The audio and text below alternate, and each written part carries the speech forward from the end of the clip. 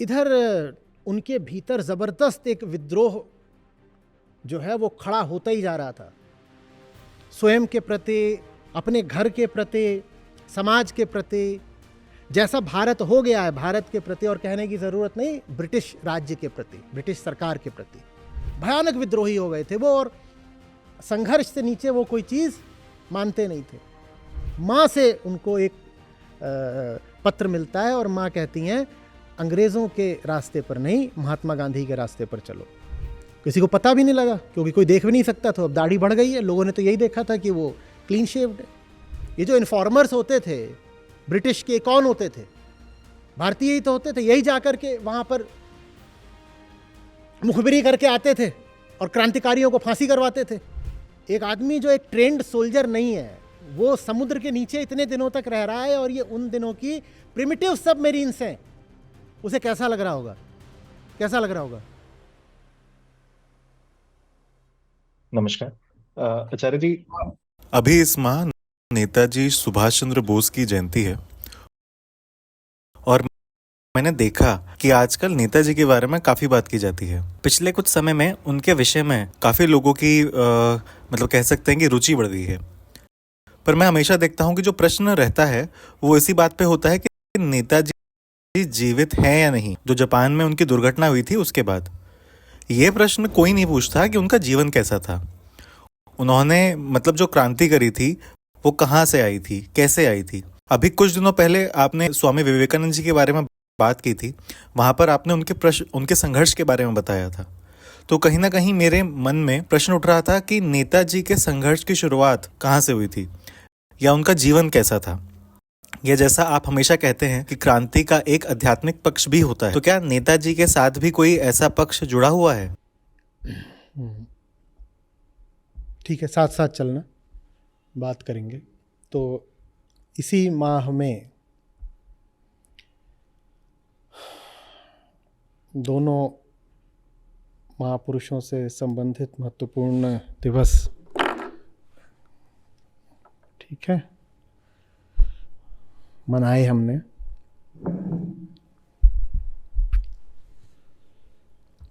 और हाँ, ये बिल्कुल है कि आज अगर नेताजी बोस की बात होती है तो ज़्यादातर इसी संदर्भ में होती है कि क्या सचमुच दुर्घटना में उनकी मृत्यु हुई थी या उसके बाद भी वो जीवित रहे थे। कुछ लोग गुमनामी बाबा आदि के संदर्भ में उनकी बात करते हैं। तो इस मुद्दे पर आज भी चर्चा रहती है, प्रश्न जीवित है।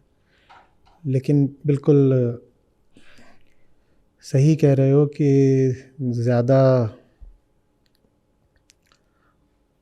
ज़्यादा महत्वपूर्ण मुद्दा दूसरा है। ये जो दोनों नाम लिए आपने, इनमें से दूसरा नाम पहले नाम के बिना हो नहीं सकता था। नेताजी स्वामी जी के बिना हो नहीं सकते थे। ये बात बहुत कम लोगों को पता होगी।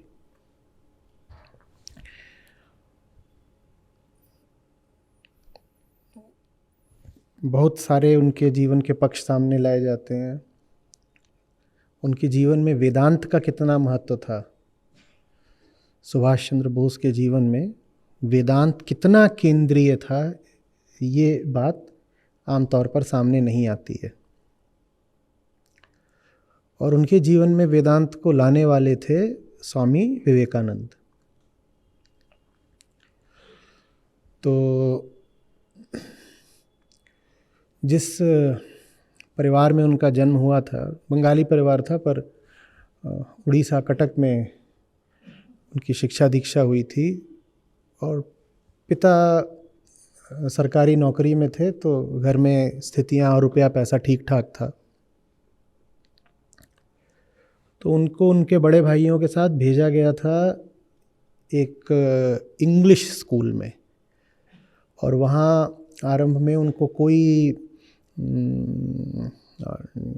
कोई धार्मिक शिक्षा या कोई बोध शिक्षा बिल्कुल ही नहीं मिली।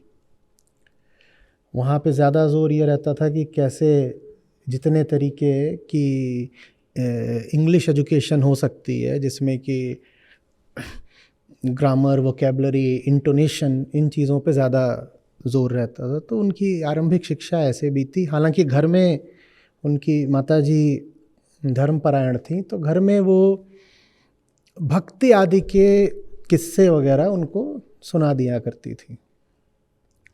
तो पौराणिक कथाएं या महाभारत की कुछ कथाएं, इस तरह की जो बातें हैं वो उनको घर में मिल जाती थी थोड़ी बहुत।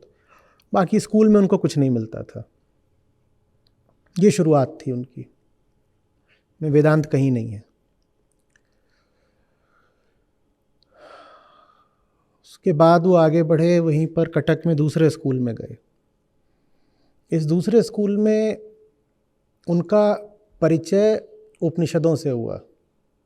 वहाँ स्कूल में ऐसी व्यवस्था करी गई थी कि मोटे तौर पर जितना बच्चों को समझ में आ सके, क्योंकि अभी वो मुश्किल से 10-12 वर्ष की अवस्था के ही थे, जितना बच्चों को समझ में आ सके, 10-12 साल के बच्चों को भी या 14 साल के बच्चों को, उतना उनको वेदांत का ज्ञान ज़रूर दिया जाए। कितनी ज़बरदस्त बात है। जबकि ये भी जो स्कूल था, ये कोई ऐसा नहीं कि बस भारतीयों द्वारा ही चलाया जा रहा हो, लेकिन फिर भी इस स्कूल को चलाने वालों में, स्कूल के मालिकों में इतनी दूरदृष्टि थी कि उन्होंने कहा कि बाकी सब चीज़ें तो स्कूल में उस समय पढ़ाई जाती थी, बाइबल भी पढ़ाई जाती थी, ब्रिटिश इतिहास पढ़ाया जाता था, सब कुछ, जितना कुछ ब्रिटिश हो सकता था सब पढ़ाया जाता था। लेकिन उन्होंने कहा इसके साथ थोड़ा सा वेदांत का ज्ञान भी इनको दे दिया जाए, क्योंकि इतना ब्रिटिश भी समझते थे कि भारत से अगर कोई एक चीज़ लेने लायक है तो वेदांत है। तो उपनिषदों को उनके सिलेबस में, पाठ्यक्रम में थोड़ी वहाँ पर जगह मिली हुई थी।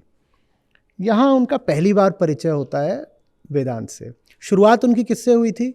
शुरुआत उनकी हुई थी जो पूरा पश्चिमी ज्ञान है, पश्चिमी संस्कृति है, उनको स्कूल में सिखाई जा रही थी। पश्चिमी खान पान, रहन सहन के तरीके, ऐसे पहनना है, अंग्रेज़ी ही बोलनी है, और अंग्रेज़ी भी एक विशिष्ट लहजे में बोलनी है, उस लहजे में जिसमें कि आपको अंग्रेज़ी नौकरी मिल सके। वहाँ तैयार किए जा रहे थे भारतीय छात्र अंग्रेज़ी नौकरियों के लिए। तो अब यहाँ और घर पे उनको क्या माहौल मिल रहा था? घर पे उनको माहौल मिल रहा था विश्वास का, भक्ति का। जैसे महिलाएं आमतौर पे घर पे रहती हैं तो वो अपना जो जैसा घरेलू धार्मिक वातावरण बना के रखती हैं, उस पे उनका विश्वास था। उपनिषद उनके जीवन में आए और एकदम एक नई शुरुआत हो गई। और बड़े संयोग की बात थी कि उसी के कुछ दिनों बाद, इसी स्कूल में उपनिषदों से परिचय लेने के कुछ समय बाद, उनको एक दिन संयोग से अकस्मात ही अपने किसी रिश्तेदार के घर पर स्वामी विवेकानंद की कोई किताब मिल गई। आपको ताज्जुब हो रहा होगी, ये सारी बातें हम नेताजी के बारे में कर रहे हैं। इस तरह की बातें नेताजी के बारे में आमतौर पे आपने होती सुनी है।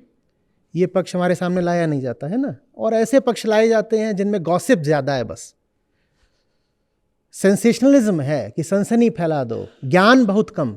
ठीक, तो वो जाते हैं वहाँ पर। अब इसके उनके रिश्तेदार का क्या नाम था, कहाँ गए थे, क्या आयु थी, ये सब आप लोग पढ़ लीजिएगा। मैं आपको एक विहंगम दृष्टि से बता रहा हूँ। बाकी आपको जो डिटेल्स, विस्तार हैं, वो आपको स्वयं पढ़ने चाहिए। पढ़िएगा भी आज, और पढ़िएगा और कम्युनिटी पे लिखिएगा भी। तो वहाँ जाते, वहाँ उनको विवेकानंद की किताब मिल जाती है, और वो जो उपनिषदों से शुरुआत हुई थी वो तहलका बन जाती है। जीवन में भूचाल आ जाता। और अब किशोर हो रहे थे, बच्चे नहीं थे। जितना उन्होंने जाना, सुना, पढ़ा था, वो सब एक झटके में जीर्ण शीर्ण होने लग जाता है, बिखरने लग जाता है, सब टूटने लग गया। तो लिखते हैं अपनी उनकी आत्मकथा, उसमें लिखते हैं कि इससे पहले मेरे लिए तो सबसे बड़ी चीज़ तो मेरे हेडमास्टर ही थे, और मैं उन्हीं को आदर्श मानता था, और मैं आज भी उन हेडमास्टर साहब का सम्मान करता हूँ। पर विवेकानंद मेरे जीवन में आए नहीं कि हेडमास्टर एकदम पीछे चले गए। इतनी ऊंची चीज विवेकानंद, उन्होंने मेरा हृदय ऐसे पकड़ लिया बिल्कुल, और किशोर हैं अभी, ये किशोर सुभाष की बात हो रही है, उन्हें ऐसे पकड़ लिया। अरे मेरी पुरानी सारी मान्यताएं ध्वस्त हो गई। स्कूल वालों के प्रति मेरा व्यवहार, साथियों का मेरा चुनाव, मेरे जीवन के लक्ष्य और घर के मेरे संबंध सब बिल्कुल छितरा गए। तो स्कूल में इन्होंने अपने ही जैसे लोगों का एक दल बनाया। और हैं ये अभी बहुत उम्र के नहीं है, पर ये लोग गंभीर दर्शन में संलग्न रहने लग गए। ये लोग अलग निकल जाया करें और बड़ी गहरी चर्चाएं किया करें, और विवेकानंद और रामकृष्ण परमहंस, इन्हीं के साहित्य की चर्चा हो रही है। और अभी ये सब वही हैं, 8वीं 10वीं के लड़के हैं बस। तो अब स्कूल में कुछ इनका मजाक भी बने, लेकिन ये जितने थे ये सब पढ़ने में भी बहुत अच्छे थे। ये पढ़ने में भी अच्छे थे, तो स्कूल वाले ज़्यादा मजाक नहीं बना पाए। हमको ये तो पता ही है कि ICS में उनका 4था स्थान आया था, वो सब उसके बाद में आगे बढ़ के कुछ कर लेंगे। लेकिन हमें ये नहीं पता कि मैट्रिकुलेशन में भी कलकत्ता यूनिवर्सिटी में उनका 2रा स्थान आया था। तो ऐसा नहीं कि वो अचानक से ही ICS में सफल हो गए थे, वो 12वीं में भी यूनिवर्सिटी टॉपर थे। उस समय मैट्रिकुलेशन भी यूनिवर्सिटी के अंतर्गत ही आता था। तो शिक्षकों को वो जैसा सम्मान दिया करते थे, वो वैसा सम्मान अब पाएं कि वो नहीं दे पा रहे हैं, क्योंकि पहले शिक्षक ही बहुत बड़ी बात लगते थे कि वाह वाह क्या बात कह दी। अब उनके सामने कहीं और बड़े ऊंचे आदर्श आ गए थे। अब रामकृष्ण के साथ हैं, तो वहाँ से उन्होंने सीखा कि शक्ति के प्रति अनन्यता, कह रहे और कोई नहीं हो सकता। वे विद्रोही हो गए। अनन्य भाव का मतलब होता है दूसरा कोई नहीं, मेरी पूरी निष्ठा एक के साथ ही है, किसी अन्य के साथ नहीं हो सकती। बोले कि मेरे लिए सबसे प्यारा मंत्र हो गया कि हे शक्ति, हे देवी, हम आश्रय तुम में लें, न कि माता पिता और बंधु बांधवों में। अब आप ऐसा करोगे तो माता पिता को कैसा लगेगा? तो हेमंत कुमार नाम से उन्होंने एक मित्र बना लिए थे। घर में आए दिन विवाद होने लगे। घर वाले कहीं तुमने जो मित्र बना लिया है यही तुमको बर्बाद कर रहा है, और उसी मित्र के साथ दूर दूर अपना निकल जाया करें, देर से लौटा करें। हालांकि इसके साथ उन्होंने अपनी पढ़ाई पे कोई प्रभाव नहीं आने दिया, पढ़ाई उनकी चलती रही, लेकिन अलग से उनका जो दार्शनिक विकास का पूरा कार्यक्रम था वो चलता रहा। तो एक तरफ तो स्कूल की पढ़ाई थी जिसमें वो अव्वल थे ही, और साथ ही साथ उससे समानांतर, उसके पैरेलल उनकी आंतरिक विकास की यात्रा चलती रही, जो कि स्वामी विवेकानंद के साहित्य के साथ साथ चल रही थी। ये दोनों घर से भाग गए। ये दोनों घर से भाग गए। बोले काहे को भागे? बोले उत्तर की तरफ जा रहे हैं और वहाँ देखेंगे कि, क्योंकि उन्होंने पढ़ा था कोलंबो से अल्मोड़ा तक, तो हिमालय को लेकर कर, उत्तर भारत को लेकर के उनमें बड़ी उत्सुकता थी, तो भाग गए घर वालों को बिना बताए। खैर भागे। अब ये तो घर के सुकुमार थे, अच्छे घर में थे, वहाँ इनको लालन पालन अच्छा मिला हुआ था। उत्तर की तरफ निकले, भारत की गरीबी, बीमार पड़ गए तो वहाँ जो कुछ भी किया होगा, लड़के ही हैं अभी भाई, अभी तो ठीक से दाढ़ी मूछ ना आई हो। तो वहाँ से फिर दोनों लोग वापस लौटे अपने अनुभवों का पूरा भंडार लेकर के। घर पे खूब बहस हुई, खूब बहस, और ख़ास तौर पे पिता के साथ। इनके बड़े भाई थे, पांच बड़े भाई। बड़े भाइयों ने भी कहा ये कर क्या रहे हो तुम? तो कुछ सफल नहीं हुआ, तो कहते हैं अंत में माँ ने जोर जोर से रोना शुरू कर दिया। बोले और कुछ तो मुझ पे सफल हो नहीं पाता और सब मैं झेल जाता, पर माँ ने जोर जोर से रोना शुरू कर दिया कि ये तू कौन सी तरफ जा रहा है और ये सब नहीं होगा। बोले और मेरा ये हो चुका था कि जितना मैंने ठुकराया था अंग्रेजों द्वारा दी जा रही शिक्षा को, उतना ही मैंने ठुकरा दिया था सब ये जो घरेलू कर्मकांड और अंधविश्वास थे इनको भी। क्योंकि स्वामी जी का नज़रिया बहुत खुला हुआ था और बहुत उदारवादी था। महिलाओं को लेकर के, प्रगति को लेकर, शिक्षा को लेकर के। भूलिएगा नहीं, इंडियन नेशनल आर्मी में उन्होंने, वो पहले थे जिन्होंने महिलाओं को स्थान दिया था। उनकी जो लक्ष्मीबाई विंग थी वो याद है ना?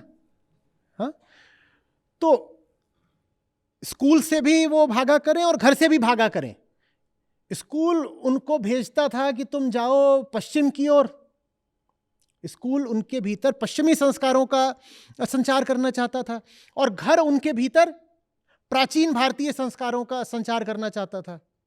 और उनको मिल गए थे विवेकानंद, जो कहते थे न तुमको कुछ चाहिए जो पश्चिम का है, और न तुमको कुछ चाहिए जो परंपरा का है,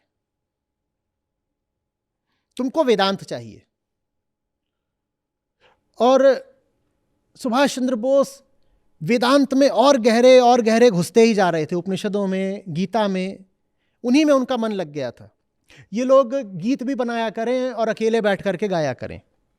इनको सुविधा ये हुआ करती थी कि उस समय पर खाली जगह बहुत थी, और न मोबाइल था, न सीसीटीवी था। तो इनको देख पाना, इनकी निगरानी कर पाना या पकड़ पाना बड़ा मुश्किल था। वैसे भी आसानी से पकड़ में आते नहीं थे। भारत से कैसे भागे थे पता ही है। तो पकड़ में आने वाले ही बचपन से नहीं थे। तो ये सब इनका अपना चलता रहा। फिर कलकत्ता में आए। अभी देखो कि क्या होता है जब आप वेदांत को अपना हृदय बना लेते हो। फिर कलकत्ता में आते हैं तो यूनिवर्सिटी के प्रेसिडेंसी कॉलेज में ये थे। वहाँ भी इन्होंने ऐसे ही लोगों को साथ लिया जिनमें वेदांत के प्रति निष्ठा और राष्ट्र के लिए संघर्ष करने का भाव था।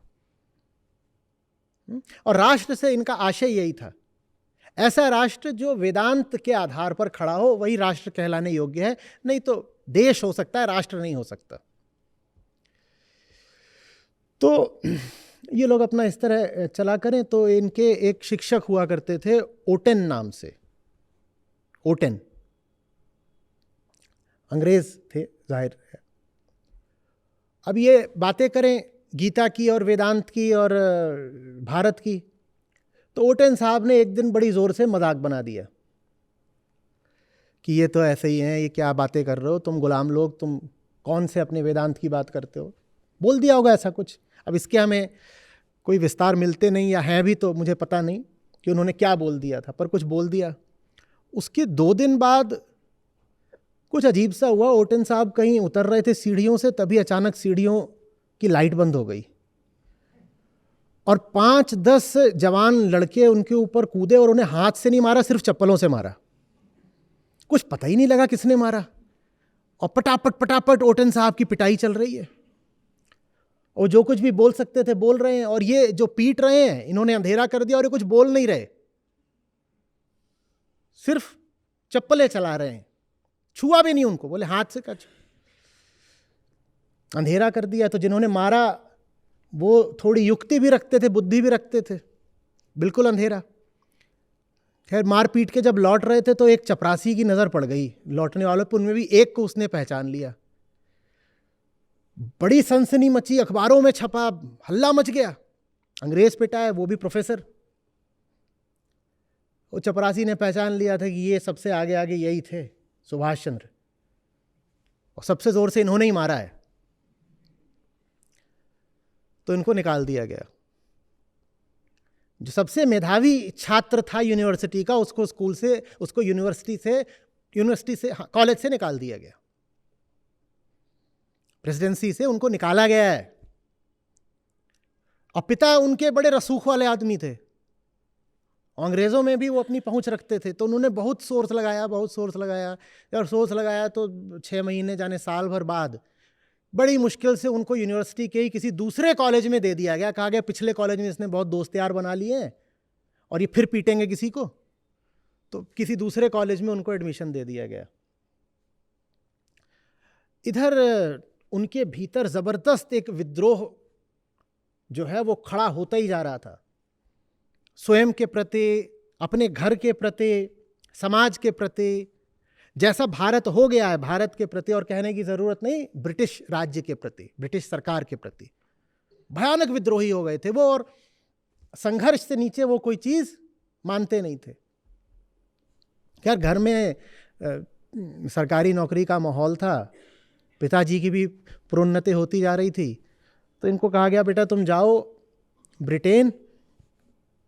ये मैं विस्तार से सुना रहा हूँ, सुनाऊं या ठंड लग रही है? हाँ, और दूसरा मौका मिलेगा नहीं, अभी उनकी जयंती है तो सुनाई दे रहा हूं। तो कहा गया कि तुम जाओ वहां पे और वहां से आईसीएस की तैयारी करो। अब इसमें बीच में बहुत सारे और छोटी छोटी बातें हैं, वो सब उपयोग किए, उसे आप लोग खुद पढ़ें। तो वहां पहुंचे, अब वहां तैयारी कर रहे हैं, लेकिन तैयारी करते करते बार बार अपने आप से पूछ रहे हैं, ये मैं कर क्यों रहा हूं? ये क्या मुझे इनकी नौकरी करनी है क्या? मैं ये क्यों कर रहा हूं? तो इसी उधेड़बुन में उन्होंने अपना एक पेपर भी खराब कर लिया। एक पेपर था जिसमें संस्कृत लिखनी थी शायद, तो उसको उन्होंने कहीं रफ पे लिख दिया और मेन कॉपी पे लिखना ही आधा अधूरा, वो भूल गए। तो उन्हें यही लग रहा था कि मेरा तो चयन सिलेक्शन होगा भी नहीं, और 6 ही कुल सीटें थी, 6 कुल सीटें थी। खैर जो उनका जो प्री फाइनल राउंड था उसमें उनका 4था स्थान आ गया। तो जो हम कहते हैं ना कि उनका सिलेक्शन ही हो गया था, उस सिलेक्शन से पहले वाली स्टेज थी। अब आखिरी जो चीज़ थी उसके लिए इनको बुलाया गया कि भाई 6 लोग हैं, 6 में से आप भी हैं, आइए आपका अब जो चयन की आखिरी राउंड की जो प्रक्रिया है वो होगी। और वो आसान थी, उसको वो निकाल ही लेते, कोई मुश्किल नहीं था उसमें, उसको निकाल लेते। उसमें उनसे कुछ कानून विषयक प्रश्न थे और शायद घुड़सवारी की परीक्षा वगैरह ली जाती है, वो निकाल लेते। पर तब तक उनको पक्का होने लग गया था कि मुझे ये काम करना ही नहीं है। बोले जो क्रांति मुझे लानी है वो सरकारी नौकरी करके थोड़ी ले आ लूँगा। अब ये बात उन्होंने घर पे बता दी। घर पे जो रोना पीटना कोहराम मचा भयानक, बोले कर क्या रहे हो तुम, ये वो। बच इसलिए गए क्योंकि वहाँ कलकत्ता और ये बैठे वहाँ ब्रिटेन में, तो घर वालों की कोई सीधी पहुँच नहीं थी, और घर से ज़बरदस्त इन पर भावनात्मक किस्म का दबाव पड़ने लग गया। इनको समझ में ना आया कि करें क्या, बहुत सारे प्रश्नों से उलझे हुए थे, सीधा सीधा निर्णय नहीं ले पा रहे थे कि नहीं मुझे ये नौकरी अंग्रेज़ों की नहीं ही करनी है, आईसीएस। तभी उन्हें अपनी माँ से, बड़ा अनपेक्षित यहाँ पर कुछ होता है, माँ से उनको एक पत्र मिलता है और माँ कहती हैं अंग्रेज़ों के रास्ते पर नहीं, महात्मा गांधी के रास्ते पर चलो।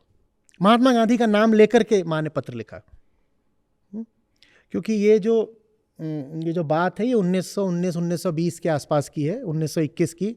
और कौन सा उस वक्त आंदोलन चल रहा था 1921 में? हाँ, तो गांधी जी उस वक्त घर घर का नाम बन चुके थे। तो माँ ने महात्मा गांधी का नाम लेके लिखा कि मत करो अंग्रेज़ों की नौकरी, तुम इनके साथ आओ। तो जैसे डूबते को तिनके का सहारा, उन्होंने तत्काल अंग्रेज़ों को लिखा कि kindly do not consider me for the final round, मैं जा रहा हूं। और साथ ही साथ उन्होंने वहाँ पर एक कोर्स था, उसके लिए उन्होंने एनरोल करा था, बीए था शायद, तो उसको भी उन्होंने आधा अधूरा छोड़ा। उसका उन्होंने आधे मन से कुछ उसका जा कर के जो आखिरी वर्ष था उसको पूरा करा। तो जो इतने मेधावी छात्र थे उस फाइनल कोर्स में उनकी 3rd डिवीज़न आई, उसको छोड़ छाड़ के उन्होंने वहाँ पे अपनी डिग्री डिप्लोमा जो था वो भी नहीं लिया। बोले जिसको लेना हो ले, मैं वो भी छोड़ के जा रहा हूँ। वो भाग के भारत आए और भारत आते ही सीधे गांधी जी के पास गए, सीधे। और गांधी जी उस वक्त बड़े, गांधी जी के पास जाते हैं, जो चर्चा होती है उस चर्चा में भी केंद्र पर गीता, क्योंकि गांधी जी बोला करते थे गीता मेरी माँ है। और गीता को ही आधार बनाकर सुभाष उतनी ऊंची नौकरी छोड़ के आए थे जिसकी उस समय सिर्फ 6 सीटें होती थी। बोले कि श्री कृष्ण अर्जुन को आराम करना थोड़ी सिखा रहे हैं, वो युद्ध करना सिखा रहे हैं ना, मैं भी युद्ध करूंगा। तो गांधी जी के पास इस उम्मीद से गए थे कि गांधी जी उन्हें युद्ध के रास्ते पर ढकेलेंगे। पर पहली ही मुलाकात में बात बहुत बनी नहीं। पर कहा जाता है गांधी जी ने कहा कि अभी नौजवान है, अभी कुछ बातों को लेकर के जोश ज़्यादा है, धीरे धीरे समझ जाए। गांधी जी ने उनको स्वीकार कर लिया, बोले स्वीकार कर लिया और उनको कलकत्ता कांग्रेस की ओर भेज दिया। तो वहाँ उनको चित्तरंजन दास मिले। चित्तरंजन दास थोड़ा ज़्यादा जो रेडिकल तरीके थे उनके प्रति खुले हुए थे, तो उनकी और सुभाष बोस की बनने लग गई। उसके बाद उन्होंने कई तरीके के आंदोलन करे हैं। कलकत्ता में इंडियन यूथ कांग्रेस थी, उसके वो प्रेसिडेंट भी बने हैं, फिर कांग्रेस के सेक्रेटरी बने हैं, और इस बीच में उनको 3-4 बार अंग्रेज़ों ने जेल भेजा है। और जितनी बार वो जेल से वापस आते उतनी बार वो और बड़े पद को अर्जित कर पाते। कलकत्ता के मेयर बने, और ये सब कुछ जेलों से वापस आते गए। एक बार जेल गए, वापस आ रहे हैं, फिर जा रहे हैं, फिर वापस आ रहे हैं, और एक के बाद एक वो ऊंचे पायदानों पर चढ़ते चले जा रहे हैं। उनका मन लेकिन सदा संघर्ष की ओर था। संघर्ष के रास्ते पर वो वैसे ही नहीं चल पड़े थे। चूंकि कृष्ण आदर्श थे उनके, तो उन्होंने कहा कृष्ण भी तो गए थे पहले सुलह करने ही ना। तो उन्होंने यूरोप का दौरा लगाया और जा करके जितने कंजर्वेटिव पार्टी के ऊंचे से ऊंचे नेता थे उनसे बातचीत करी। और वो बातचीत कर सकते थे क्योंकि वो कांग्रेस के स्वयं पदाधिकारी थे। तो वो इस नाते, एक ऊंचे भारतीय राजनेता होने के नाते, वो ब्रिटेन गए और वहाँ पर जो कंजर्वेटिव पार्टी के नेता थे उनसे बोले मुझे आपसे बात करनी है और भारत के भविष्य को लेकर आपसे बात करनी है। ठीक वैसे जैसे स्वयं श्री कृष्ण दुर्योधन के पास गए थे शांति दूत बनकर। लेकिन नेताजी का अनुभव क्या रहा? अभी वो नेताजी वैसे कहलाते नहीं थे। नेताजी उनको कहा गया बहुत बाद में, 1942 में उनको नेताजी, जब वो जर्मनी में थे तब से उनको नेताजी कहा जाने लगा। तो वहाँ उनका अनुभव ये रहा कि वहाँ कंजर्वेटिव पार्टी के नेताओं ने उनसे मिलने से भी मना कर दिया।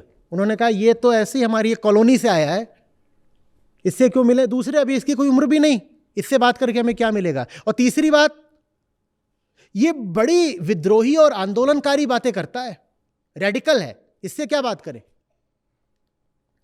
यहां उनको स्पष्ट हो गया कि अंग्रेजों से बातचीत से कुछ हासिल नहीं होगा, और दूसरी ओर कांग्रेस के तौर तरीकों से भी उनका मन उचटता जा रहा था। लेकिन उनकी भारत में लोकप्रियता बढ़ती जा रही थी।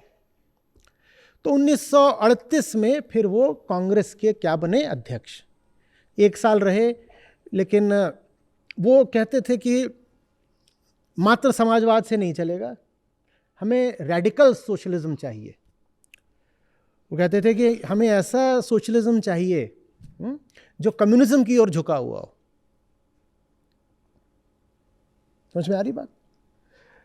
तो इस बात पर जो कांग्रेस के लोग थे, जो ज़्यादा पैसिफिस्ट थे, उनसे उनकी बनती नहीं थी।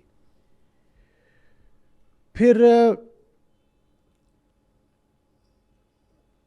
49 का कांग्रेस का चुनाव हुआ, उसमें भी वो बने, और नहीं 49 नहीं, 39, 1939।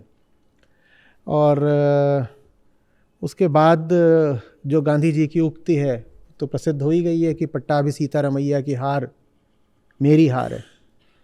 तो जो कांग्रेस के बाकी पदाधिकारी थे उन्होंने असहयोग करना शुरू कर दिया था बोस के साथ। तो बोले जब तुम मेरे साथ काम ही नहीं कर सकते, अध्यक्ष मैं हूँ, और तुम रोड़े वगैरह अटका रहे हो, तो उन्होंने वहाँ से त्यागपत्र दे दिया और कलकत्ता वापस चले गए। और कलकत्ता में जा कर के उन्होंने आंदोलन करे अपनी ओर से। अब समय आ गया था विश्व युद्ध का। यही वो समय है जब दूसरा विश्व युद्ध शुरू हो चुका था, 1939। और वो वहाँ पे कलकत्ता में अंग्रेज़ों के खिलाफ आंदोलन कर रहे थे। तो अंग्रेज़ों ने उन्हें घर में नज़रबंद कर दिया। बोले बहुत हो चुका, भारत से बात बननी ही नहीं है। कांग्रेस से भी उनकी जो आशा थी वो अब बहुत क्षीण हो गई थी। बोले जब कुछ और ही करना पड़ेगा। तो आप समझिए, आप सोचते हो कि आध्यात्मिक आदमी क्या करता है? बैठ के किताबें पढ़ता है। आध्यात्मिक आदमी सड़क पे उतरता है। आध्यात्मिक आदमी वो सारे काम करता है जो आपको लगता है कई बार कि शरीफों के होते नहीं। आध्यात्मिक आदमी युक्ति जानता है, और साधारण सांसारिक लोग जब उसे घेरने की कोशिश करते हैं तो वो ऐसे सांसारिक लोगों को धोखा देना भी जानता है। नज़रबंद कर रखा था उनको घर में, तो बोले कि देखो भाई, मैं तो वेदांत का उपासक हूँ, और वेदांत में जो आखिरी बात होती है मौन। रमण महर्षि इसको सबसे ज़्यादा सफाई से अभिव्यक्त किया करते, तो कहते थे कि आत्मा माने मौन। बोले देखो, आखिरी चीज़ तो मौन है, तो मैं तो मौन व्रत पे जा रहा हूँ, और मैं किसी से बात नहीं करूँगा, ना किसी को देखूंगा, क्योंकि वास्तविक मौन मात्र जिह्वा का निग्रह नहीं होता, समस्त इंद्रियां, तो कोई मेरे सामने भी ना पड़े। बोले हाँ बिल्कुल सही बात है। और नेताजी की वेदांत निष्ठा से लोग परिचित थे, तो बोले नहीं नहीं, कह रहे हैं मौन में जा रहे तो जाने दो, अभी कोई सामने ना पड़े। वो मौन में रहे और दाढ़ी बढ़ा ली अंदर रह के, किसी को पता भी नहीं लगा, क्योंकि कोई देख भी नहीं सकता। तो अब दाढ़ी बढ़ गई है, लोगों ने तो यही देखा था कि वो क्लीन शेव्ड है। और ये करके किसी तरह से उन्होंने पठान का वेश पूरा बना लिया, और पठान का वेश बनाकर निकलते हैं। और जो वृतांत है वो कहता है कि लोगों ने उन्हें देखा भी, पर इतनी सफाई से उन्होंने वेश धारण करा था कि कोई पेशेवर अभिनेता उनके आगे पानी भरे। ये होता है आध्यात्मिक आदमी। ये थोड़े ही कि मैं तो देखिए साहब भजन कीर्तन करने वाला आदमी हूँ, ये सब तो सांसारिक स्वांग है, मैं स्वांग करना नहीं जानता, मैं नाटक करना कैसे जानता हूँ। नेताजी ने ज़बरदस्त नाटक करा, और ऐसा नाटक वही कर सकता है जो सचमुच गीता से ताकत पा रहा हो।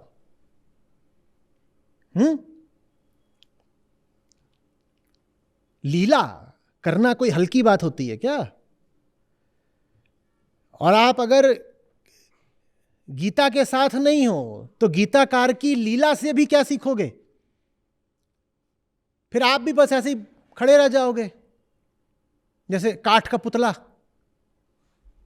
तो वहां से निकलते हैं, वहां से बिहार गए, और बिहार से जहां से उन्होंने ट्रेन पकड़ी वो स्टेशन का नाम ही उनके नाम पे कर दिया गया। अब वहां से पेशावर पहुंचे। पेशावर से पहुंचते हैं अफगानिस्तान। अब वहां से आगे निकलना था, और बने हैं पठान, और वही पठानों का इलाका, और पठानों की भाषा आती नहीं, पश्तो वगैरह कुछ। बोले दिक्कत ही कुछ नहीं, मैं पठान हूं, पर मैं गूंगा बहरा पठान हूं, तुम पकड़ कैसे लोगे मुझको? मैं कह रहा हूं ये करके दिखाओ ना आप लोग। मिट्टी के माधव बन के बैठे रहोगे कब तक? गोबर गणेश कब तक? चतुराई कहां है? तेजी कहां है? बल कहां है? युक्ति कहां है? यही बोलते रहोगे हम क्या करें, हम तो कमजोर हैं, बेचारे हैं। मुझे बिल्कुल अच्छा नहीं लगता स्क्रीन पे जब आप कमजोर और बेचारे बन के आ जाते हो। मैं क्या करूं? आप जिनकी बात कर रहे हो उनको उस सल्तनत ने नजरबंद करा है, हाउस अरेस्ट करा है, जिसमें कभी सूरज नहीं डूबा करता था, और वो वहां से क्या तरकीब लगा करके भागे। तुम जानते हो कलकत्ता से पेशावर रेल से भी जाओ तो दूरी कितनी है? पेशावर भी कहां है? कोई लाहौर नहीं है पेशावर। पेशावर पाकिस्तान में भी और पश्चिम की तरफ है, तब भारत में ही था। और अफगानिस्तान, तब वहां कोई सड़क नहीं थी कि वहां बस में बैठ के जा रहे हैं, पैदल पैदल, और वहां से वो रूस में घुस रहे हैं।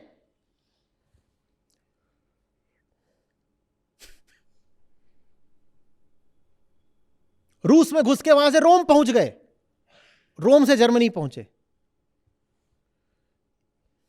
ये होता है युद्ध, ये होता है संघर्ष, युद्धस्व।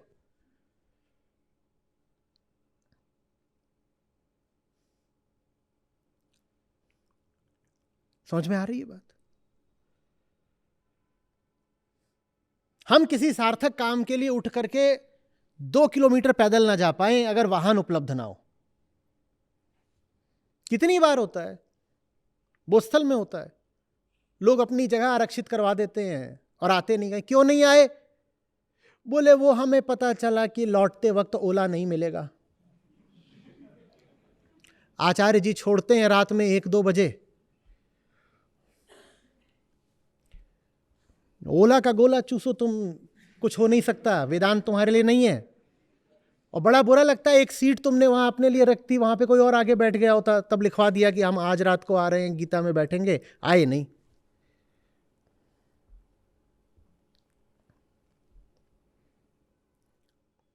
और इस पूरे खेल में 5-6 अलग अलग तरह के साधनों से उन्होंने यात्राएं करी, जिसमें से एक साधन उनके अपने पांव भी थे। बहुत लंबी लंबी दूरी तक पांव पांव चलते रहे। और ठंडे देश हैं वो जिनकी हम बात कर रहे हैं, उन ठंडे देशों में क्या बन के? गूंगा बहरा पठान, ताकि कोई पकड़ न ले।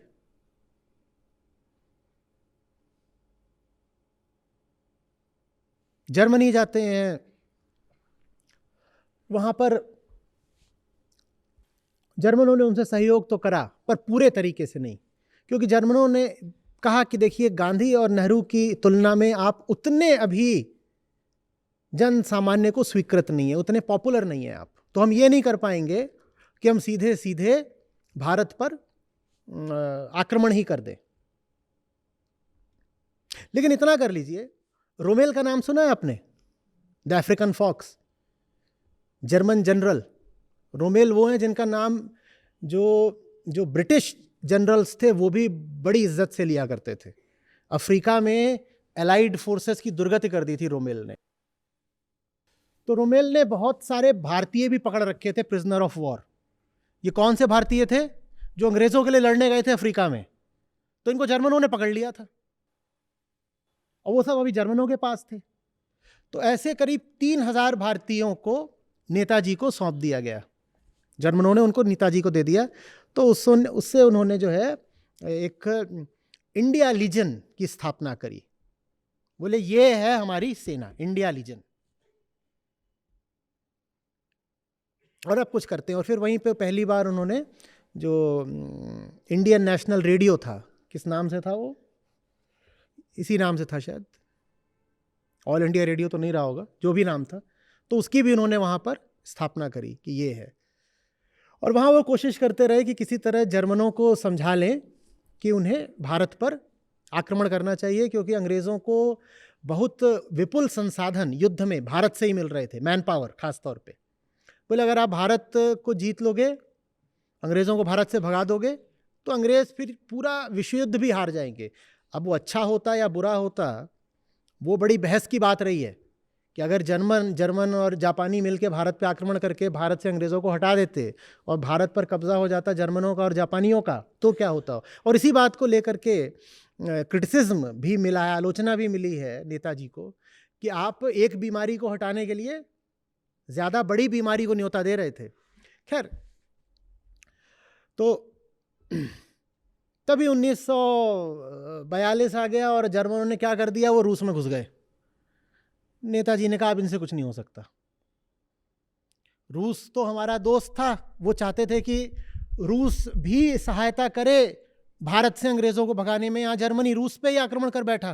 बोले अब कुछ नहीं हो सकता। तो हिटलर से मिले, एक ही बार मिल पाए हिटलर से। हिटलर से बोले कुछ हो सकता हो तो बता दीजिए। हिटलर ने कहा अब तो मेरी सारी सेनाएं अब रूस में व्यस्त हैं, भारत अब मेरे प्लान्स में नहीं है। तो बोले मुझे जाने दो फिर। और बड़ी मेहनत से उन्होंने वहाँ पे उतने सालों में अपना इंडिया लीजन की स्थापना करी थी। उस आदमी का मैं आपको संघर्ष बता रहा हूँ, ऐसे ही नहीं आप तो सोचते हो कि बस तुम मुझे खून दो मैं तुम्हें आज़ादी दूंगा, ऐसे ही कोई ड्रेस पहन के खड़ा हो जाता है और नेताजी कहला जाता है। ऐसा नहीं होता, जान पे खेलना पड़ता है। किसी और से खून मांगने से पहले अपना खून बहाना पड़ता है।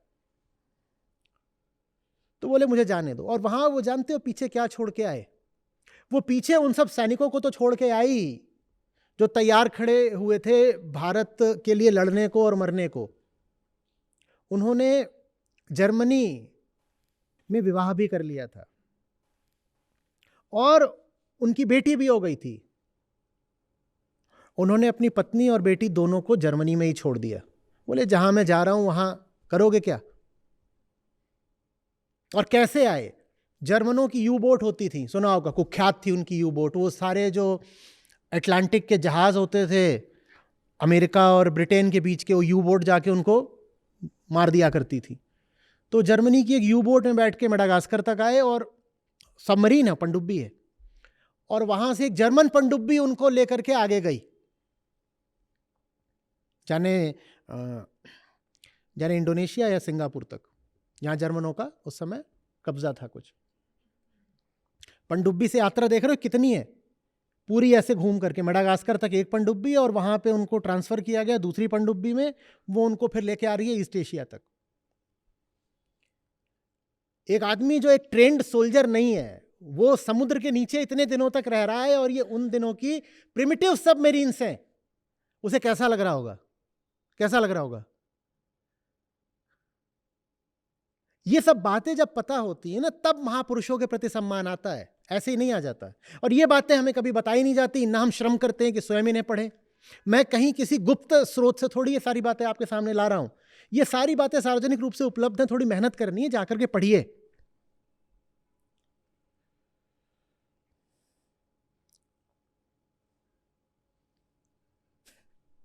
अब यहां आते हैं तो फिर से इनके काम वही प्रिजनर्स ऑफ वॉर आते हैं, युद्धबंदी। ये इस बार किसके युद्धबंदी हैं? पहले जो उन्होंने लीजन खड़ी करी थी वो किसकी थी? जर्मनी ने जो युद्धबंदी बनाए थे। अब यहां जो जापानियों ने बनाए थे, तो यहां पर रासबिहारी बोस ने पहले ही टोक्यो को केंद्र बना करके एक इंडिया इंडिपेंडेंस लीग स्थापित कर रखी थी। ये उनसे मिले, और फिर वहां आपने सब नाम तो सुने होंगे, भाई मोहन सिंह का नाम सुना होगा। तो इन सब लोगों को उन्होंने साथ लिया, और फिर उससे इंडियन नेशनल आर्मी की स्थापना होती है। अंडमान निकोबार को नाम दिया था उन्होंने शहीद और स्वराज। और मणिपुर में पहली बड़ी जीत थी, जिसके बाद वहां भारतीय ध्वज उन्होंने फहराया था। इरादा यही था कि जापानियों की मदद से भारत में प्रवेश करके अंग्रेजों को खदेड़ देंगे। वो हो नहीं पाया। व्यवहारिक रूप से देखें तो बड़ा मुश्किल भी था, हो सकता भी नहीं था। पर उससे लहर बड़ी जबरदस्त पैदा हुई। देखो वही वाली बात, अर्जुन तू अपना कर्म कर, परिणाम किस रूप में आता है, कैसे आता है, तू फिक्र मत कर, क्योंकि तुझे कभी पता चल भी नहीं सकता। अब देखा जाए, अगर सिर्फ देखोगे, पूछोगे कि अच्छा बताओ टेंजिबली क्या पाया आईएनए ने, तो टेंजिबली तो कुछ भी नहीं पाया। टेंजिबली तो कुछ भी नहीं पाया। मणिपुर में घुसे थे, उसके बाद वहां भी हार हो गई, तो बर्मा में चले गए। बर्मा में जापानियों के साथ मिलकर अंग्रेजों से थोड़ा लोहा लिया, फिर वहां भी हार गए। और फिर जब सिंगापुर भी छिन गया जापानियों के हाथ से, तो आईएनए पूरी तरह से समाप्ति हो गई। और उसके बाद 18 अगस्त 1945, ये अगस्त 1945 सुनते ही क्या याद आता है?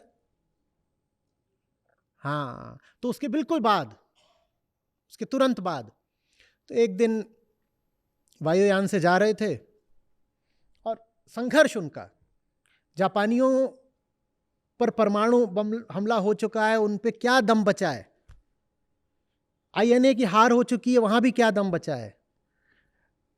जो जापानियों ने अमेरिका के साथ करा था, उसके बाद ये सब ये करते थे ना, कामिखेज अटैक्स करते थे, तो जो जापानी वायुसेना थी वो पूरी ध्वस्त हो चुकी थी। जापानी लोग कैसे अमेरिका को लेके आए थे द्वितीय विश्व युद्ध में? Pearl Harbor. और पर्ल हार्बर में क्या करा था उन्होंने? तो एक काम जो अमेरिकन्स ने करा था वो ये था कि जापानीज एयरफोर्स को पूरा बर्बाद कर दिया था। उनकी बॉम्बिंग कैपेसिटी भी खत्म कर दी थी। सब उनके जो बॉम्बर्स थे, यहां तक कि ट्रांसपोर्ट एयरक्राफ्ट थे, वो बहुत कम बचे थे। और उसी का एक नतीजा ये था कि जब कि जापानियों ने सुसाइडल अटैक शुरू कर दिए थे। वो कहते थे हमारे पास बम नहीं है तो हम ले जा करके प्लेन ही घुसेड़ देंगे तुम्हारे जहाज़ों पर, जहाज़ तो हट ही जाएगा। और एक जहाज़ की बहुत ज़्यादा कीमत होती है एक बॉम्बर की तुलना में। तो जापानियों के पास जहाज़ भी नहीं थे। हम 18 अगस्त 1945 की बात कर रहे हैं, जापान बिल्कुल हार चुका है। तो ऐसे ही एक खस्ता हाल जहाज़, और उसमें भी बहुत सारा सामान ले जाना था, तो उसको खूब लोड कर दिया गया। उसमें नेताजी भी बैठे हैं, और उनके साथ उनके सहायक थे, रहमान नाम से थे शायद, ये लोग बैठे हुए हैं, और भी लोग थे। तो वो प्लेन है, वो प्लेन चल रहा है, वो उसमें इतना वजन था वो टेक ऑफ ही नहीं कर पाया। वो उड़ा थोड़ा सा, और उसके बाद उसका इंजन ही निकल के गिर गया, इतना लोड था। लेकिन बहुत ऊंचाई नहीं थी, तो वो गिरा तो बच गए नेताजी।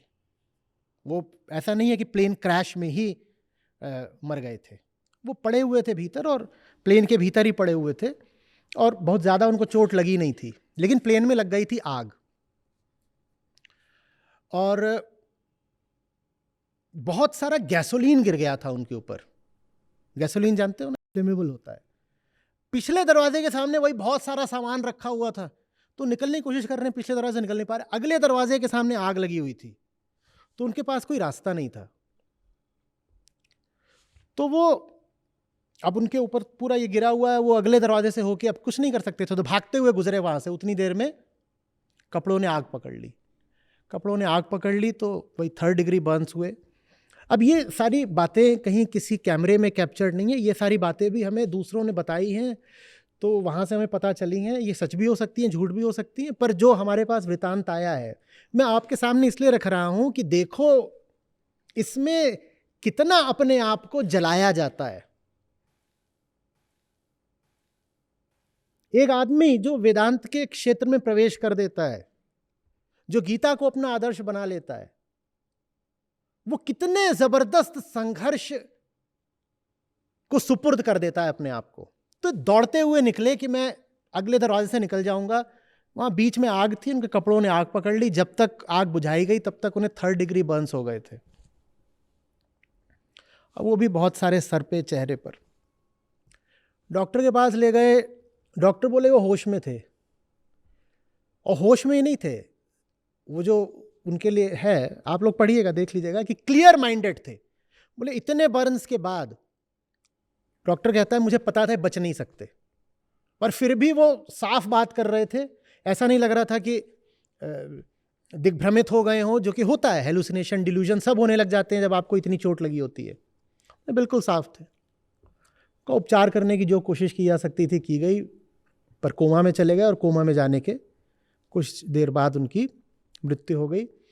लेकिन ये जो बात है ये हमको सेकेंड हैंडेड तौर पे मिल रही है, और इसका कोई बहुत साफ प्रमाण नहीं है। इस कारण बहुत बाद तक हमने ये उम्मीद बनाए रखी है कि नेताजी शायद जीवित हों। वो जो उम्मीद है उसमें तथ्यात्मकता कुछ होगी, लेकिन आशा ज़्यादा है। आशा इसलिए ज़्यादा है क्योंकि हमें सचमुच ऐसे महापुरुष चाहिए होते हैं। तो फिर वो जो उम्मीद होती है वो समझ में आती है कि हम चाहते हैं कि वो जिंदा रहें।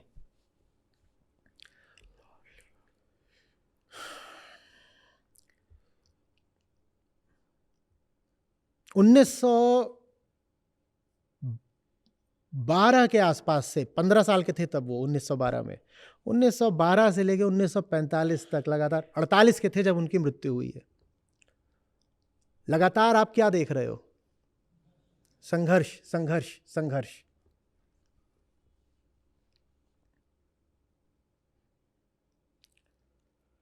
और उनके और महात्मा गांधी के रिश्तों को भी लेकर के बहुत कुछ कहा जाता है, लेकिन कहते हैं कि उनकी मृत्यु पर महात्मा गांधी को शोक बहुत हुआ था। पर जैसे सुभाष बोस ये कहने में नहीं कतराते थे कि मैं महात्मा गांधी के जो आदर्श हैं उनसे सहमत नहीं हूँ, वैसे ही महात्मा गांधी ने भी ये कहा कि हाँ, बहुत बड़े देशभक्त थे, भले ही उनकी दिशा से मैं सहमत नहीं हूँ। असल में जैसे 1942 में नेताजी कह करके सुभाष चंद्र बोस को विभूषित किया गया, उसी तरह 1944 में मोहनदास करमचंद गांधी को महात्मा भी सुभाष चंद्र बोस ने बनाया था। तो उनकी आपस में बड़ी अद्भुत केमिस्ट्री थी, जबरदस्त समीकरण। ब्रिटेन से आते ही सबसे पहले बंबई में जा करके मिले थे बोस गांधी जी से ही, और इनमें आपस में असहमति लगातार बनी रही। लेकिन 20 साल तक गांधी जी के साथ कांग्रेस में रहे सुभाष बोस, और फिर छोड़ छाड़ दिया।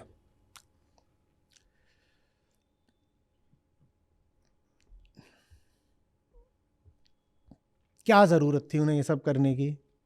खाते पीते घर से थे। उस समय बहुत लोग शिक्षित नहीं होते थे, वो शिक्षा में अव्वल नंबर पे थे।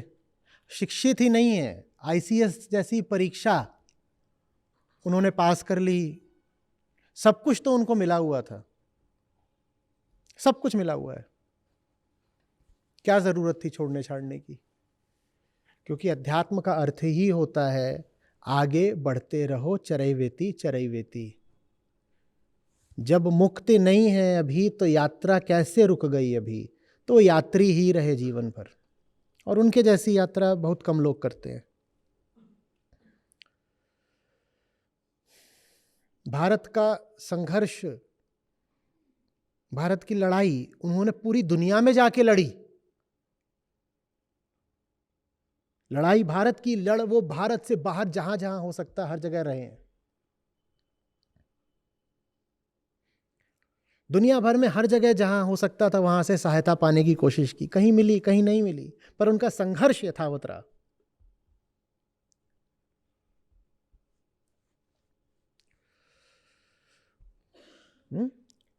और हम कह रहे थे कि यही नहीं देखा जाना चाहिए कि आईएनए की पराजय हो गई या नेताजी का देहांत हो गया। 300 आईएनए के कैदी थे, अंग्रेजों को उन्हें छोड़ना पड़ा। क्यों छोड़ना पड़ा? क्योंकि भारत में जबरदस्त आक्रोश उठ रहा था कि इनको कुछ नहीं होना चाहिए। दिल्ली में उनमें मुकदमा चल रहा था, उन सबको फिर माफी दी गई, इन्हें कुछ नहीं होना चाहिए। कहते हैं कि जो कारण थे जिनकी वजह से अंग्रेजों ने भारत को छोड़ा, कई कारण थे। एक तो ये कि द्वितीय विश्व युद्ध के बाद ब्रिटेन दुर्बल हो गया था, एक ये कि लेबर पार्टी की सरकार आ गई थी, एटली का नजरिया दूसरा था, और एक बड़ा कारण ये भी था कि जो ये ट्रायल हुआ था आईएनए के प्रिजनर्स का, उसमें भारत का जो आक्रोश था उसने अंग्रेजों को दहला दिया था। और भी हुआ था, नेवल म्यूटनी एक हुई थी। तो हम कैसे जान लें कि आईएनए सफल रहा कि असफल रहा? बताओ तो। दिनकर कहते हैं ना, विजय क्या जानिए बस्ती कहां है, विभा उसकी अजय हस्ती कहां है। बसी वह जीत के हुंकार में है, छिपी या वो लहू की धार में है। कई बार विजय जीत के हुंकार में नहीं होती, कई बार विजय लहू की धार में छुपी होती है। हमको देख के लगेगा कि हार हो गई, हार नहीं हुई है, जीत हुई है। वो आपको बाद में पता चलता है जीत कैसे हुई है, वो बाद में पता चलता है।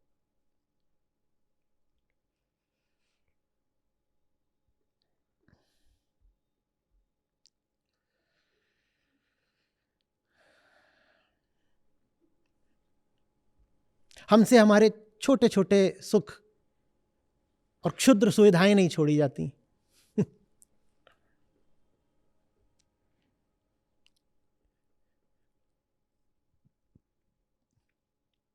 हम देर से सोए थे इसलिए उठ नहीं पाए,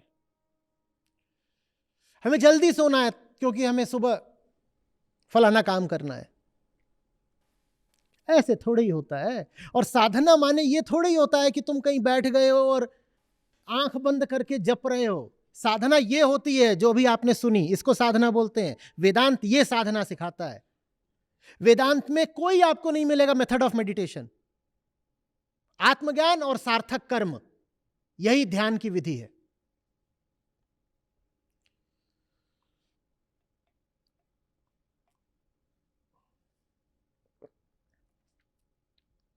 अपने बंधनों को जानना और जीवन भर मुक्ति के लिए संघर्षरत रहना, यही ध्यान है, बस और कुछ नहीं। मुक्ति ध्येय है तो जीवन ही ध्यान है।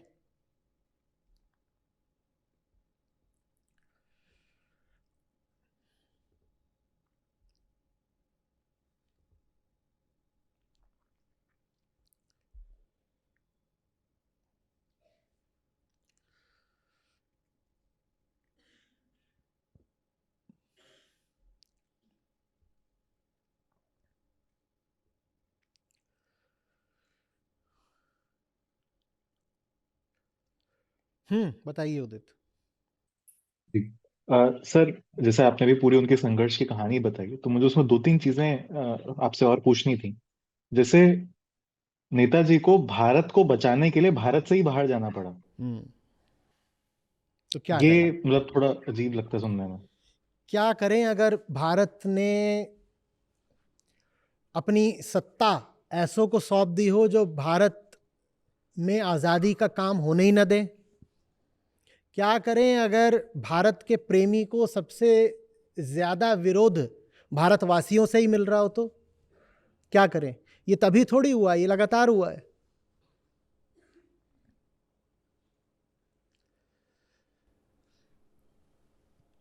उतना बड़ा, तब भी 40 करोड़ की आबादी थी भारत की। उतना बड़ा देश गुलाम कैसे हो गया होता अगर देशवासी ही गुलाम होने को तैयार ना होते? तो सुना है ना कि सब भारतीय एक जगह मिलके भी थूकें तो इतना बड़ा वहां पर तालाब तैयार हो जाएगा कि भारत में जितने मुट्ठी भर अंग्रेज हैं सब जाके डूब मरे। भारतीय खुद तैयार थे गुलाम बनने को, तो फिर भारत में रहना सुरक्षित कैसे? भारत के सबसे बड़े दुश्मन तो खुद भारतीय। जब भगत सिंह को फांसी हुई थी 1921 में, मिलते हैं बोस वापस आकर के,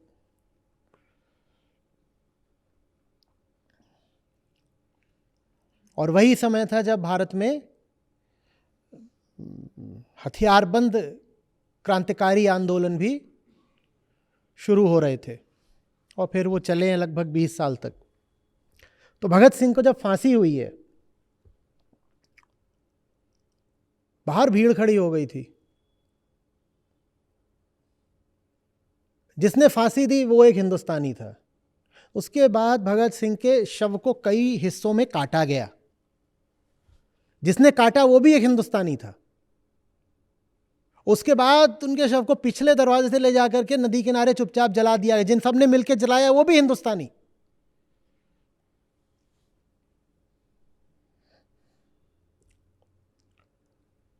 हम क्या करें अगर भारतीयों को समझ ही नहीं आ रहा कि भारत राष्ट्र तभी राष्ट्र है जब वो वेदांत के आधार पर खड़ा हो। नहीं तो हम बस छितराए हुए लोगों का एक गुट मात्र हैं, एक कबीले जैसे हैं जो किसी संयोग से कुछ लोग हैं, साथ साथ रह रहे हैं, उनमें भौगोलिक कुछ निकटता है, बस मानसिक कोई निकटता नहीं। मानसिक निकटता तो वेदांत से ही आएगी ना। भारत बिखरा हुआ देश है क्योंकि भारत विश्वासों और मान्यताओं पर चलने वाला देश है, और विश्वास तो सबके अलग अलग होते हैं। विश्वास कैसे आपको संगठित करेंगे, वैसे विश्वास कैसे आपको एक करेंगे, और एक करने पर भी अभी आप लोग ढूंढ के लाओगे एकत्व पर, एकता पर भी। नेताजी ने एक अद्भुत नारा दिया था। जैसे हम कहते हैं ना कि उनका नारा है दिल्ली चलो, वैसे ही एक नारा था, वो उर्दू में नारा है, उसमें एकता की बात है। ये आप खोज करके आज कम्युनिटी पे लिखोगे, 3 शब्द हैं उसमें, जिसमें से एक शब्द एकता की तरफ है। तो एकता, सच्ची राष्ट्रीयता तो वेदांत से ही आएगी ना। और भारत को वेदांत के अलावा सब कुछ प्रिय है। कहने को हम धार्मिक देश हैं, पर धर्म के नाम पे रीति रिवाज, रूढ़ियां, परंपराएं, मान्यता, विश्वास, कर्मकांड और जितना कुछ कराना है करा लो। समझदारी नहीं चाहिए, बोध नहीं चाहिए, ज्ञान नहीं चाहिए, खुद की जिंदगी को नहीं देखना है, आत्मावलोकन नहीं करना है। नतीजा यह रहा है कि भारत राष्ट्र का सबसे बड़ा दुश्मन भारतीय स्वयं रहा है। देखो, राष्ट्रीयता जो होती है ना, नेशनलिज्म, उसका हमेशा कोई आधार होता है। जर्मन नेशन का क्या आधार है? वो कहते हैं साहब हम सब आर्यन हैं। असल में उन्होंने नेताजी की भी मदद इसी नाते करी थी। बोलते थे भारतीय हैं, ये भी आर्यन है, ये हमारे भाई जैसे हैं, तो चलो मदद कर देते हैं। खैर वो अलग बात है, वो उनकी ओर से रहा होगा। तो उनके पास एक आधार है, वो बोलते हैं साहब हम आर्यन हैं। अब वो आधार गड़बड़ आधार था, तो इसीलिए वो हिंसा में तब्दील हुआ ना। ठीक, पाकिस्तान बना, पूर्वी पाकिस्तान, पश्चिमी पाकिस्तान, उनकी राष्ट्रीयता क्या आधार था? बोले साहब हम सब एक मजहब के मुसलमान हैं तो हम तो एक राष्ट्र के। वो फिर गड़बड़ हो गई, फिर गड़बड़ हो गई। लो फिर, क्योंकि ज्ञान तो वहां भी नहीं है, वहां भी बस ये बात है कि मेरी एक पहचान है, तू बंगाली मुसलमान, मैं पंजाबी मुसलमान, तो हम एक राष्ट्र हो गए। वो एक राष्ट्र चल पाया क्या? नहीं चल पाया ना। तरह तरह के आधारों से नेशंस तैयार होते हैं और वो आधार ज्यादातर गलत ही होते हैं। इसीलिए लोगों ने कहा है, समझदार लोगों ने, जिनमें रविन्द्रनाथ टैगोर भी शामिल है, कि नेशनलिज्म बड़ी गड़बड़ बात है, राष्ट्रवाद बड़ी हिंसक बात है। अब भारत में तुम किस बात को आधार बना के राष्ट्रीय एकता लेके आओगे बताओ तो? खाल को बना सकते हो? नहीं बना सकते। जाति के आधार पे हम वैसे ही बटे हुए हैं। धर्म भी यहां एक प्रमुख धर्म है और उसके अलावा 3-4 और हैं धर्म, और वो भी कोई बहुत छोटी तादाद में नहीं है। नाक उधर चले जाओ तो चपटी है, और पंजाब चले जाओ तो ऐसी तीखी एक्विलिन नोज, कहीं ये बड़ी बड़ी आंखें, कहीं मृगनयनी। और बंगाल की तरफ जैसे जाओ तो हमारा क्या है एक जैसा? न खाल, न बाल, न नाक, न आंख। किस आधार पे तुम कहोगे कि हम एक हैं? खान पान भी अलग है। हम कहते हैं ना भारत में डाइवर्सिटी डाइवर्सिटी, विविधता, तो सब कुछ तो विविध है बाबा, बताओ फिर राष्ट्र एक कैसे होगा? राष्ट्र एक ही तरीके से हो सकता है, वेदांत के तरीके से, और वेदांत को भारतीय सम्मान देता नहीं, धर्म के नाम पे और ही पता नहीं कितनी चीजें चला रखी हैं। तो इसीलिए भारतीय में सच पूछो तो असली राष्ट्रीयता होती नहीं है। इसलिए कह रहा हूं कि भारतीय ही भारत राष्ट्र का दुश्मन होता है। और दूसरे किसी आधार पर राष्ट्र बनाओगे वेदांत के अलावा तो वो राष्ट्र घातक हो जाएगा। पाकिस्तान ने धर्म के आधार पर बनाया, घातक हुआ ना। देखा बांग्लादेश में कितनी हिंसा हुई थी 71 में, और वो हिंसा ऐसा नहीं कि बांग्लादेशी हिंदुओं पर ही हुई थी। पंजाबी मुसलमान बंगाली मुसलमान को काट रहा था, बताओ धर्म कहां गया? मुसलमान ही मुसलमान को काट रहा था। तो धर्म के आधार पर नहीं चलता, ज्ञान के आधार पर चलता है। और धर्म की बात कर रहे हो तो जर्मन ईसाई ब्रिटिश ईसाई को क्यों काट रहा था? द्वितीय विश्व युद्ध में जिनको काटा वो सब के सब क्या थे? 70-80% मौतें तो उसमें ईसाइयों की हुई हैं। सब ईसाई एक दूसरे को काट रहे हैं। खाल का रंग भी नहीं चलता है। रूसी और जर्मन भिड़े हुए हैं, दोनों की खाल का रंग बोलो। एक साथ बता नहीं पाओगे, तुम्हारे आमने सामने खड़े कर दिए जाए कि रूसी कौन है, जर्मन कौन है, फ्रेंच कौन है, इसमें बताओ बुल्गेरियन कौन है, डच कौन है, क्या पता? हमें तो उन्हें पता चल जाता है आपस में, फिर भी थोड़ा बहुत, हमें तो एकदम ना पता चले।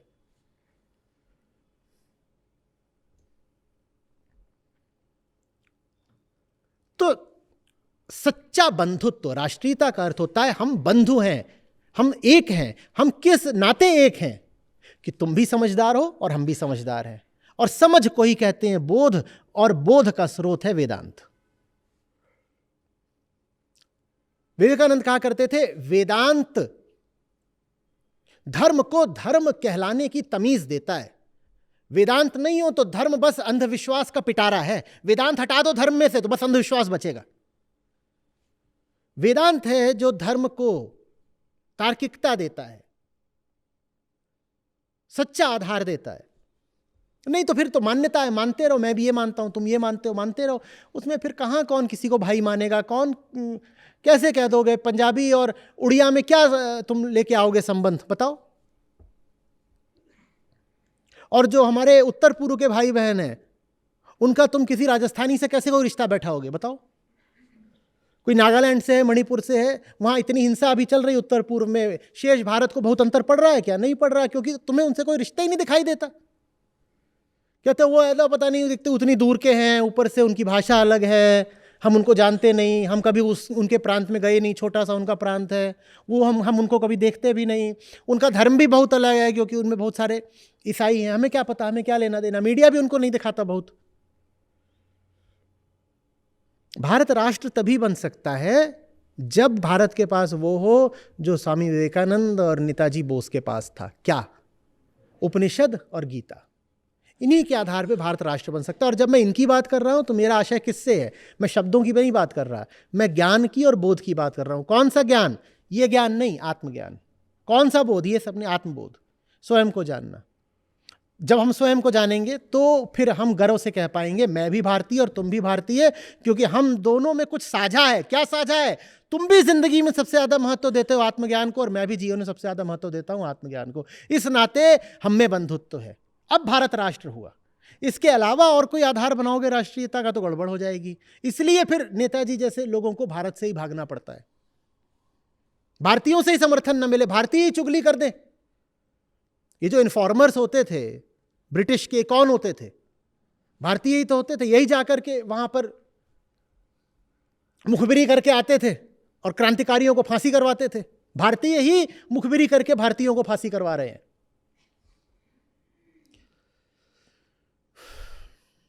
तभी तो आईसीएस को उन्होंने मना करा था। बोले मैं इन्हीं की सत्ता बढ़ाने के लिए मैं इनका एजेंट बन जाऊं, मैं नहीं बन रहा, आईसीएस जाना नहीं है मुझको। सर एक प्रश्न और भी था। जैसा आपने बात करते हुए बताया कि नेताजी ही थे जिन्होंने महात्मा गांधी को फादर ऑफ द नेशन या बापू की उपाधि दी थी। अब ऐसा बहुत बार होता है कि जितने भी बड़े बड़े लोग हैं जो हमारे इतिहास में रहे हैं, चाहे वो भगत सिंह हो, नेताजी हो, महात्मा गांधी जी हो, इनके व्यक्तित्व इतने विराट कि उसमें ये बात भी शामिल है कि वह एक दूसरे का आदर करते हैं और साथ में कुछ बातों पर एक दूसरे से असहमति भी रखते हैं। पर ऐसा मैंने बहुत बार होते देखा है कि एक अलग तरह का डिवाइड एंड रूल शुरू हो गया है, जहां पे नेताजी के कुछ वक्तव्य उठाए जाते हैं जहां पर उन्होंने गांधी जी के विपरीत कोई बात कही थी, और गांधी जी की ऐसी बात उठाई जाती है जहां उन्होंने देखने पर नेताजी के विरोध में कोई बात कही थी। और फिर ऐसा दिखा दिया जाता है कि दो अलग अलग गुट हैं और इनका आपस में कोई परस्पर संबंध नहीं है। सुभाष चंद्र बोस ने महात्मा गांधी के नेतृत्व में 20 साल तक काम करा है, 20 साल तक। और हमें ये तो पता है कि जब वो दूसरी बार अध्यक्ष बने हैं तब गांधी जी की असहमति हो गई थी, पर वो दूसरी बार था, एक बार बन चुके थे, वो री इलेक्शन था उनका। और जब पहली बार बने थे तो गांधी जी के समर्थन से बने थे। गांधी जी के समर्थन के बिना कांग्रेस में कोई कुछ ना बनता।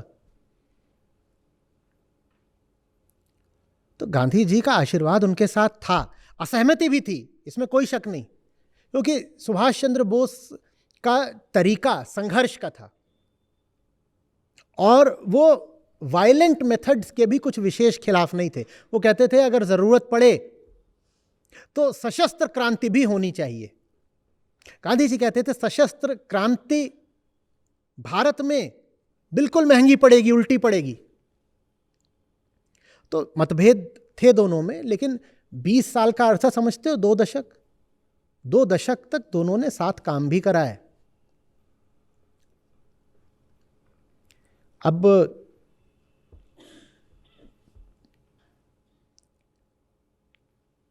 आज के समय में राजनीतिक लाभ उठाने के लिए तुम दिखा दो कि नहीं नहीं नहीं ये दोनों तो एक दूसरे के दुश्मन थे, तो तुम सफल तभी हो सकते हो जब लोगों ने इतिहास पढ़ा ही ना हो।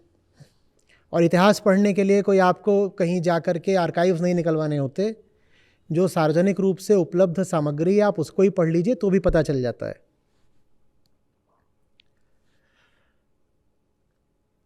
भारत को छोड़े हुए, कांग्रेस को छोड़े हुए 5 साल बीत चुके थे। उसके बाद नेताजी ने कहा ओ फादर ऑफ द नेशन।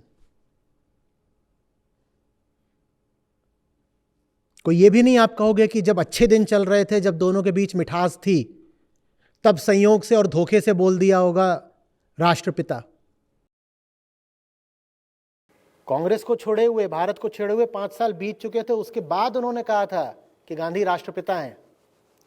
अब ऐसे में कोई कहे कि नहीं, इन दोनों में तो लगातार बस 36 का ही आंकड़ा है, तो वो इंसान और इंसान के रिश्ते को समझता नहीं है। कोई भी दो इंसान होते हैं, वो आवश्यक नहीं है कि एक दूसरे से हर बात में सहमत हों। कहीं सहमति भी है, कहीं असहमति भी है। उसको वो चीज़ जैसी है, तथ्य को वैसा का वैसा देखना चाहिए। जहां अ है उसको अ बोलो, जहां ब है उसको ब बोलो। ब को अ मत बनाओ, एंड वाइस वर्सा। हमें दोनों को देखना है। असहमति भी थी, असहमति भी थी।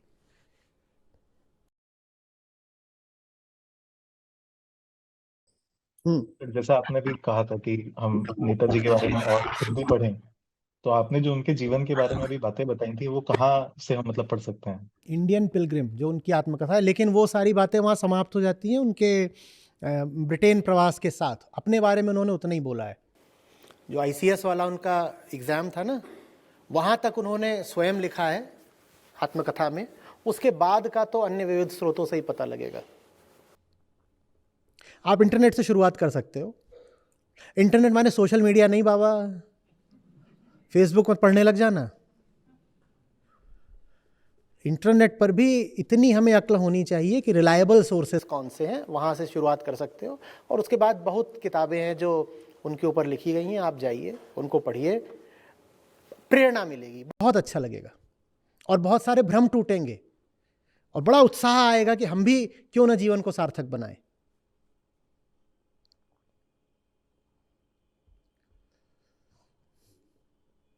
धन्यवाद। और संगति भी अच्छी करनी होती है। मैंने उनका नाम नहीं है ना, जिनके साथ वो घर से भागे थे, आप खुद पता करिए। मैंने नाम वैसे बता दिया था तब, पर आप फिर खोजिए किसके, क्यों फिर तुम आउट कर रहे हो, चलो बताए। हेमंत कुमार। तो वो अपने आप में एक अलग बड़े नेता बन के निकले। ये होता है संगति का असर। छोटों की संगति करोगे, छोटे ही रह जाओगे।